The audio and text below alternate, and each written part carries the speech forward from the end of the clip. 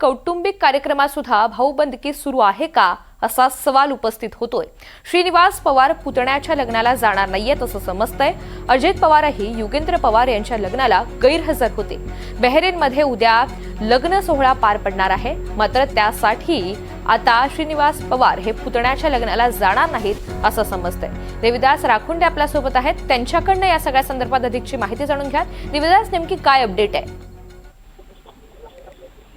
ऋतुजा, आपण बघितलं की 30 नोव्हेंबरला मुंबईमध्ये उपमुख्यमंत्री अजित पवार यांचे सख्खे पुतणे युगेंद्र पवार यांचा शाही विवाह सोहळा पार पडला होता। अनेक दिग्गज नेत्यांनी, अगदीच राज्याचे मुख्यमंत्री देवेंद्र फडणवीस यांनीही या ठिकाणी उपस्थिती लावली होती। अवघं पवार कुटुंब जे आहे ते या सोहळ्याला एकत्र आलं होतं। मात्र उपमुख्यमंत्री अजित पवारांनी मात्र या विवाह सोहळ्याला दांडी मारली होती। अजित पवार नगर परिषद निवडणुकांच्या प्रचारात व्यस्त होते आणि युगेंद्र पवार हे अजित पवार यांचे सख्खे पुतणे, सख्या भावांचा तो मुलगा आहे। मात्र त्या लग्नाला अजित पवारांनी दांडी मारल्याचं सर्वांनीच पाहिलं। आता हाच राग मनात धरून अजित पवार यांच्या मुलाचा म्हणजे जय पवार यांच्या लग्नाला अजित पवार यांचे सख्खे बंधू श्रीनिवास पवार, जे युगेंद्र पवार यांचे वडील आहेत, ते जाणार नाहीत अशी खात्रीलायक सूत्रांची माहिती आपल्याला मिळते। अजित पवार यांचे चिरंजीव जय पवार आणि ऋतुजा पाटील यांचा विवाह बहरीनमध्ये पार पडतोय। मात्र या निमित्तानं पवारांच्या कुटुंबात कौटुंबिक कार्यक्रमातही भाऊबंदकी आडवी येते का असा प्रश्न या निमित्तानं उपस्थित झालाय। तर युगेंद्र पवार यांच्या विवाहाला अजित पवार गेले नव्हते, त्यामुळे कुठेतरी याचा सल, थोडासा राग मनात धरून अजित पवार यांचे भाऊ श्रीनिवास पवार हे आता बहरीनला लग्नाला जाणार नाहीत अशी खात्रीलायक सूत्रांची माहिती आपल्याला आहे। एकूणच नेहमी म्हटलं जातं की राजकारण वेगळं आणि कुटुंब वेगळं असं पवार कुटुंबाने नेहमीच सांगितलं।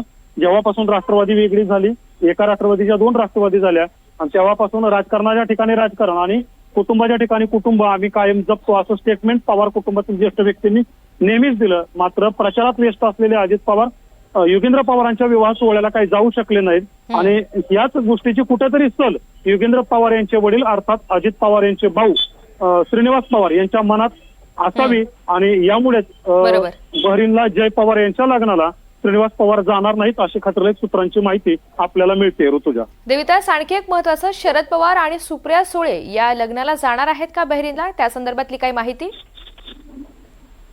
या संदर्भातील अधिकृत अशी माहिती आपल्याकडे अद्याप आलेली नाहीये। कारण तसं बघितलं तर 400 लोकांना या विवाह सोहळ्याचं आमंत्रण देण्यात आलेलं आहे। पण ऋतुजा, एक गोष्ट आपल्याला बघावं लागेल की 30 नोव्हेंबरला ज्यावेळी युगेंद्र पवार यांचा विवाह सोहळा मुंबईमध्ये पार पडला, त्यावेळी सुनेत्रा पवार असतील किंवा अजित पवार यांचे दोन्ही पुत्र पार्थ पवार असतील आणि जय पवार असतील, अजित पवार वगळता हे सर्व कुटुंब, पवार कुटुंब एकत्र आलं होतं। अर्थातच नेहमीच या राजकीय नेत्यांनी राजकारण वेगळं आणि कुटुंब वेगळं हे वारंवार महाराष्ट्राला सांगितलेलं आहे। त्यामुळे शरद पवार आणि सुप्रिया सुळे हे या लग्नाला उपस्थित असतील असा कयास बांधायला काही अडचण नाही।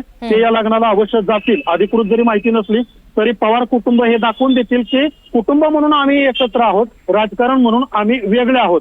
आणि त्यामुळे हे दोन्ही नेते खासदार सुप्रिया सुळे आणि माजी केंद्रीय कृषी मंत्री शरद पवार हे जय पवारांच्या लग्नाला उपस्थित असतील असा अंदाज लावला जातोय। मात्र अधिकृत आपल्याकडे तशी माहिती नाहीये। ऋतुजा, निश्चित, धन्यवाद सविस्तर माहितीसाठी।